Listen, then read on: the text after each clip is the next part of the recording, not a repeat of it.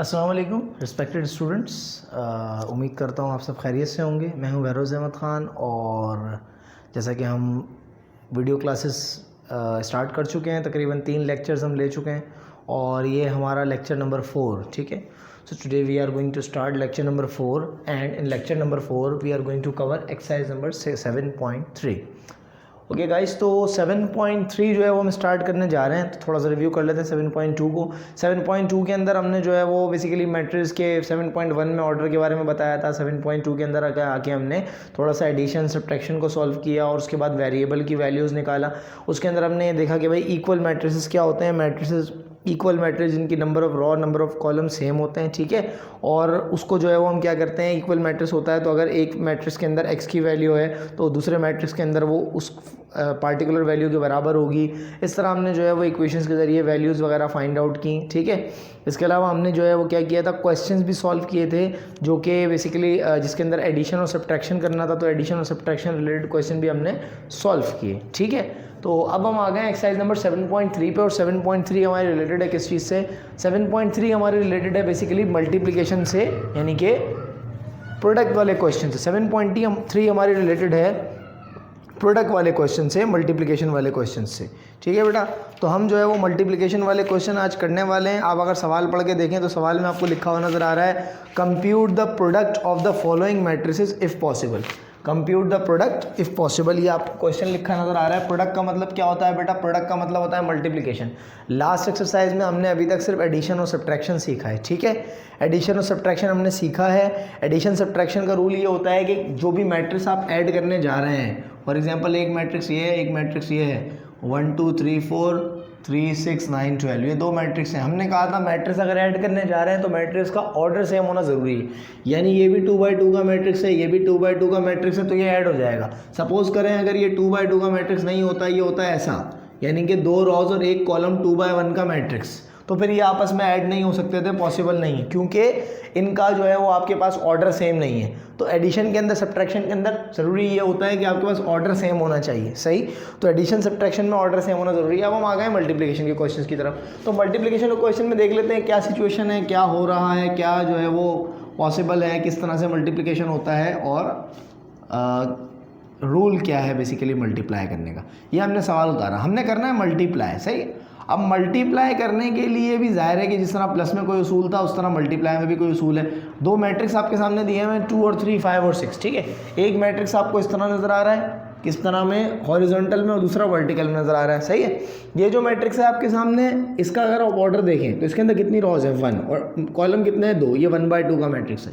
जबकि इस मैट्रिक्स को देखें, इसके अंदर कितनी रॉज हैं, 2, और कॉलम कितना है, 1, ये 2/1 का मैट्रिक्स है, ठीक है। मैट्रिक्स का ऑर्डर तो सेम नहीं है, ठीक है। तो अब क्या होगा, देखें जी, मल्टीप्लाई करने के लिए, प्रोडक्ट निकालने के लिए, मल्टीप्लाई करने के लिए आपके पास एडिशन और सब्ट्रैक्शन से रूल डिफरेंट है। मल्टीप्लाई करने के लिए रूल ये नहीं है कि आपके पास मैट्रिक्स का ऑर्डर सेम होना चाहिए, यानी मैट्रिक्स जो है वो 2/2 और 2/2 या 2/1 और 2/1 सेम होना चाहिए, बल्कि मल्टीप्लाई करने के लिए रूल चेंज है, ठीक है। मल्टीप्लाई करने के लिए रूल क्या है? मल्टीप्लाई करने के लिए रूल यहाँ मैं आपके सामने लिख रहा हूँ, रूल, ठीक है। रूल ये है कि number of columns of first matrix equal to number of rows of second matrix, ठीक है। इसका क्या मतलब हुआ, देखें, मल्टीप्लाई करने के लिए उसूल ये है कि अगर आप ये देखना चाहते हैं, सबसे पहले तो ये चेक होता है कि मल्टीप्लाई हो सकता है या नहीं, ठीक है। डायरेक्टली मल्टीप्लाई नहीं होता, पहले ये चेक होता है कि क्या मल्टीप्लिकेशन पॉसिबल है या नहीं, उसके बाद मल्टीप्लाई करते हैं। जैसे प्लस में आपने देखा कि भाई दोनों मैट्रिक्स इक्वल हैं तो ठीक है, नहीं है तो इक्वल प्लस नहीं होगा। बाद में आप क्या करते हैं, एडिशन करते हैं। अब यहाँ मल्टीप्लाई में भी पहले रूल जो है वो ये चेक करने के लिए क्या मल्टीप्लाई पॉसिबल है या नहीं। मल्टीप्लाई पॉसिबल है तो फिर आप उसको मल्टीप्लाई करने पे जाएंगे, ठीक है। तो आपने सबसे पहले तो ये देखना है कि मल्टीप्लिकेशन पॉसिबल है। उसका रूल क्या है, number of column of first matrix equal to number of rows of second matrix. Number of column of first matrix, पहले मैट्रिक्स के नंबर ऑफ कॉलम, आपको पता है ये रॉज होती हैं, ये कॉलम होता है। पहले मैट्रिक्स के number of column should be equal to second matrix की नंबर ऑफ रॉज। पहले मैट्रिक्स के नंबर ऑफ कॉलम बराबर होने चाहिए दूसरे मैट्रिक्स की नंबर ऑफ रॉज के। पहले मैट्रिक्स के नंबर ऑफ कॉलम बराबर होने चाहिए दूसरे मैट्रिक्स की नंबर ऑफ रॉज के। अगर ये बराबर है तो मल्टीप्लाई हो सकता है, वरना नहीं हो सकता, सवाल वहीं ख़त्म हो जाएगा, ठीक है। मतलब पहले सबसे पहले यानी पहला काम आपने जो करना है वो ऑर्डर लिखना है मैट्रिक्स का। आपने मैट्रिक्स का ऑर्डर लिखना है। आपने मैट्रिक्स का ऑर्डर लिखा, जो भी ऑर्डर था, rows by column, raw multiply by column. उसके बाद आपने ये देखना है कि भाई पहले मैट्रिक्स के नंबर ऑफ कॉलम कितने हैं और दूसरे मैट्रिक्स की नंबर ऑफ रॉज कितनी है, ठीक है। यानी नंबर ऑफ कॉलम यहाँ पे होता है और नंबर ऑफ रॉज यहाँ पे होगा, और ये दोनों क्या होने चाहिए, इक्वल। अगर ये दोनों इक्वल हैं तो मल्टीप्लाई पॉसिबल है, अगर ये इक्वल नहीं है तो मल्टीप्लाई पॉसिबल नहीं है। और आप देखें इस सवाल में रॉज और कॉलम इक्वल है, पहले ये कॉलम दूसरे की रॉज इक्वल है, ठीक है। हालांकि ये मैट्रिक्स दिखने में इक्वल नहीं है, लेकिन इनकी जो बेसिकली रूल था वो पूरा हो रहा है।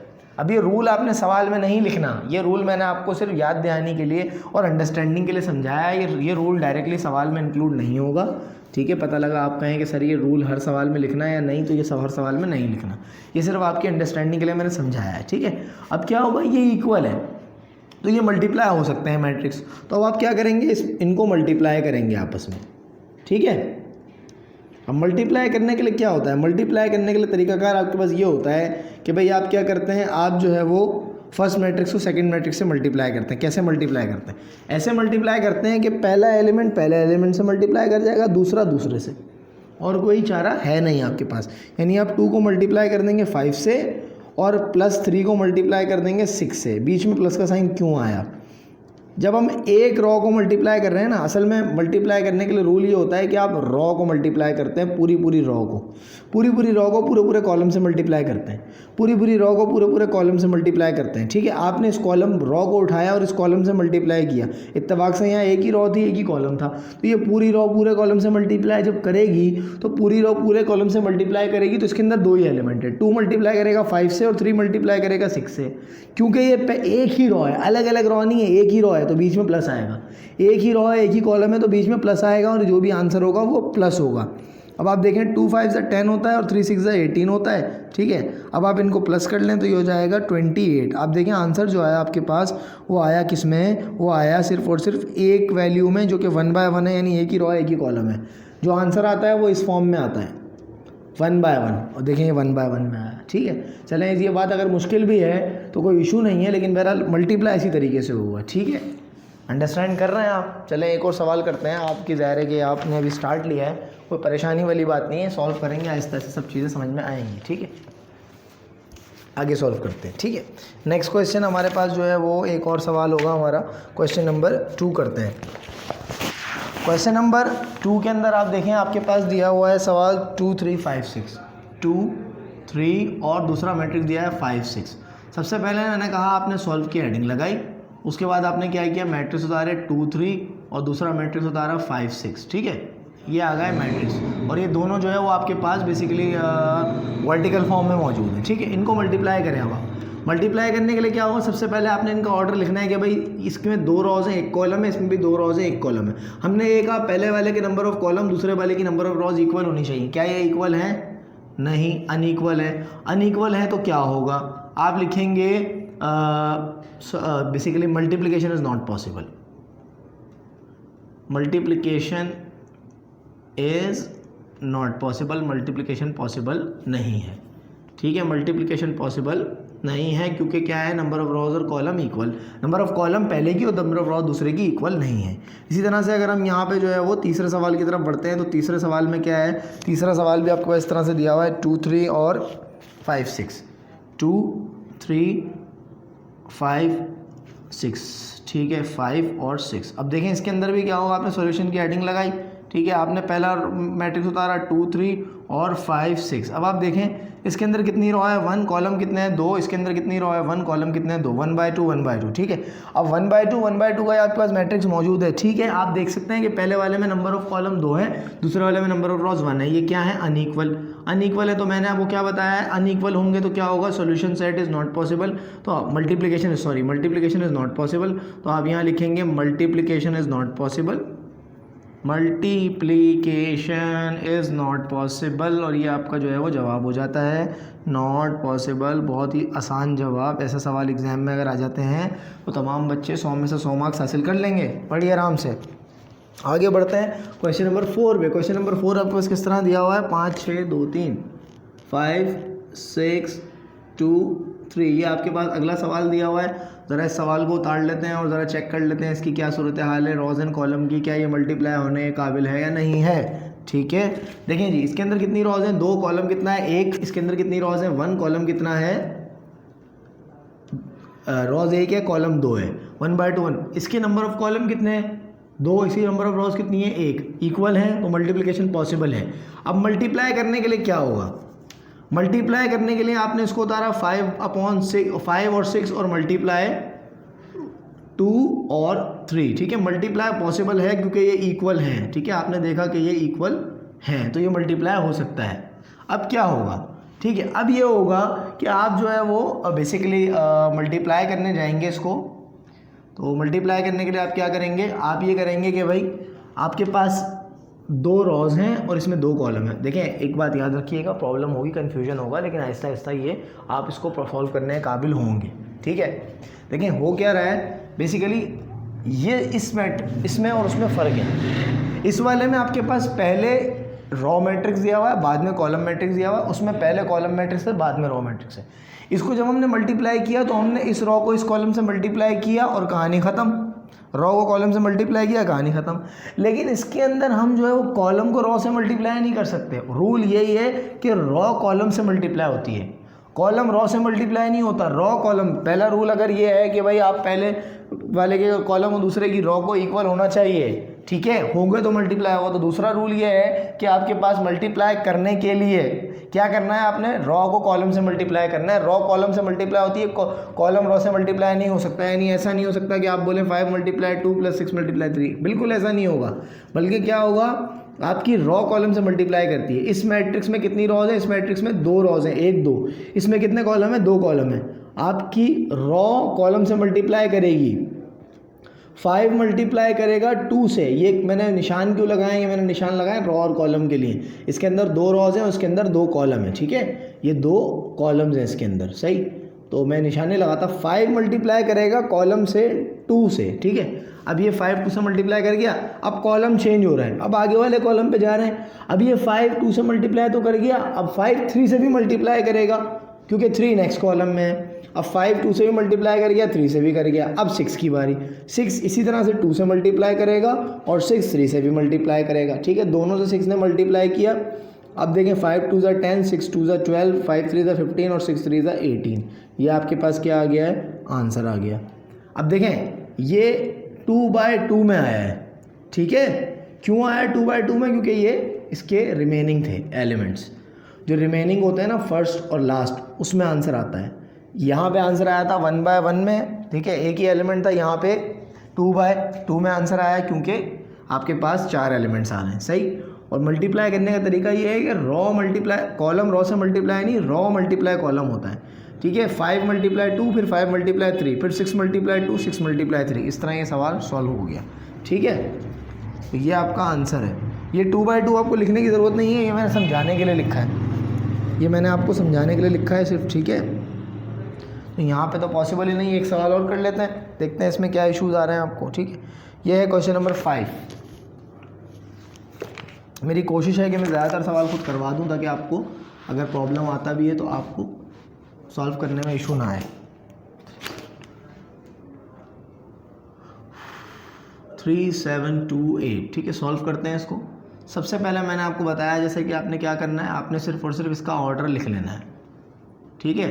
इसका ऑर्डर लिखा आपने, इसके अंदर कितने 2 रॉज हैं और 1 कॉलम है, इसके अंदर 2 रॉज हैं और 2 कॉलम है। पहले 2 रॉज और 1 कॉलम, इसके अंदर 2 रॉज 2 कॉलम। पहले वाले की नंबर ऑफ कॉलम दूसरे वाले की नंबर ऑफ रॉज इक्वल होनी चाहिए। क्या इक्वल है? नहीं जी, इक्वल बिल्कुल भी नहीं है। तो इसी इक्वल ना होने की वजह से क्या होगा, ये अनइक्वल हैं, तो मल्टीप्लिकेशन इज़ नॉट पॉसिबल, ये आप लिखेंगे और इस तरह से आपका जब सवाल जो है वो कंप्लीट हो जाएगा। मल्टीप्लिकेशन इज़ नॉट पॉसिबल, ठीक है जी। तो आई थिंक सो कि इसमें कोई इशू नहीं है। तो यहाँ तक आपने अगर कवर कर लिया है, कोई प्रॉब्लम नहीं है, तो हम बआसानी आगे बढ़ते हैं। ज़ाहिर है यहाँ तक तो कुछ है भी नहीं ना, आधे सवालों में तो सोल्यूशन नॉट पॉसिबल आ गया भाई, मज़े हो गए। वैसे ही आगे बढ़ते हैं, चलें।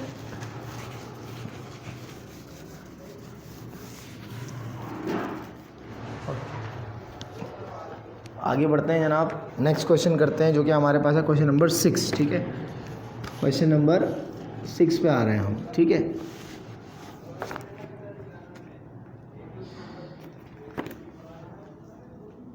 3 7 2 8 और ये आ गया 1 और 2। ठीक है, 3 7 2 8 और ये आ गया 1 और 2। सही, सॉल्व करते हैं इसको जनाब। इसको सॉल्व करेंगे हम तो अब क्या होगा जनाब, सबसे पहले हम क्या करते हैं, मैट्रिसेस को उतार लेते हैं। 3 7 2 8 और मल्टीप्लाई 1 और 2 और इसके क्या करते हैं, नंबर ऑफ रॉज और कॉलम। इसके अंदर कितनी रॉज हैं, 2 कॉलम कितने हैं, 2। इसके अंदर कितनी रॉज हैं, 2 कॉलम कितना है, 1।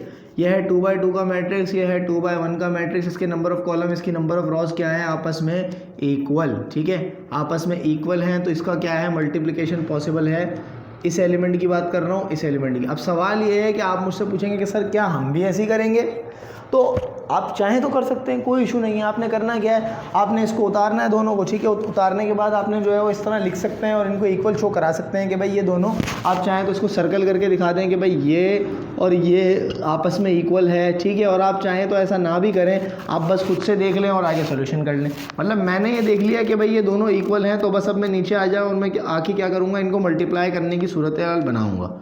ठीक है, मैं क्या करूँगा, इन्हें मल्टीप्लाई। अब क्या होगा, रॉ मल्टीप्लाई करेगी। अच्छा, ये लाइंस भी आप लगाना चाहें तो, बल्कि आप ना लगाएं, ये तो समझे फेयर काम नहीं है, तो मैं आपको समझा रहा हूँ। ये ऐसे मैं जो लाइन लगा रहा हूँ, इसका मतलब ये मैं रॉ बताना चाह रहा हूँ और ये कॉलम है। ठीक है, मैं आपको ये बता रहा हूँ कि ये रॉज हैं और ये कॉलम से मल्टीप्लाई करेंगी। मतलब एक रॉ एक कॉलम से मल्टीप्लाई करेगी। इसके अंदर एक कॉलम है, ये एक रॉ मल्टीप्लाई, मैंने बताया था रॉ मल्टीप्लाई बाय कॉलम होता है। ठीक है, तो ये रॉ मल्टीप्लाई करेगी कॉलम से, मतलब 3 मल्टीप्लाई करेगा 1 से और 2 मल्टीप्लाई करेगा 2 से, और बीच में प्लस आएगा। क्यों, वहाँ तो नहीं आया, यहाँ क्यों आया, यहाँ नहीं आया ना, यहाँ पे नहीं आया, तो भाई ऐसे क्यों है।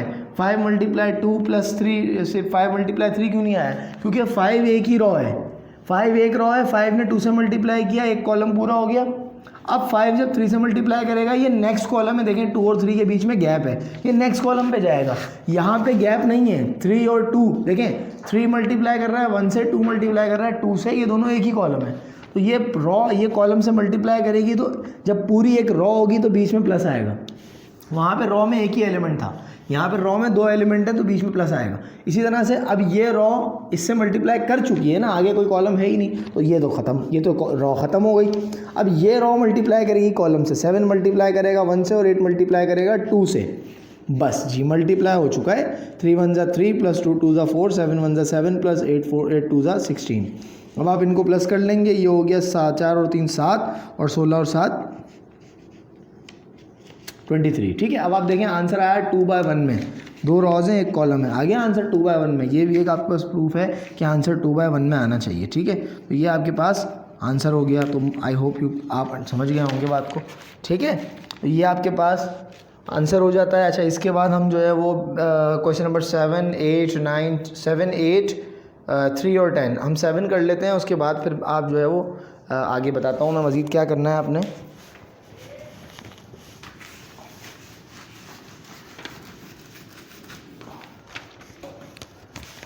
Exercise number 7.3। ठीक है, हम करने जा रहे हैं क्वेश्चन नंबर 7। ठीक है, 7 कर रहे हैं हम, 6 तक मैंने सारे कराए हैं आपको, 7 भी चलें ठीक है करवा देते हैं। यह आ गया पहला मैट्रिक्स और दूसरा मैट्रिक्स आपके पास है 0 1 1 0 0 1 1 0। ठीक है जी, इसको मल्टीप्लाई करेंगे।